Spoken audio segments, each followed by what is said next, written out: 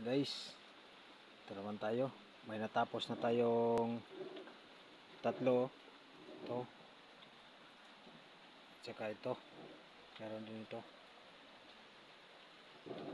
Tatlo lang yung natapos natin guys kasi may ginagawa pa tayo. Nagsasaing pa tayo. Mga gawaing bahay.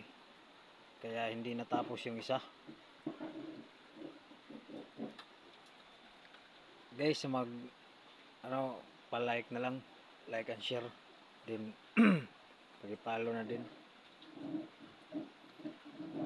Ang gustong magtanong guys, comment lang. Ito.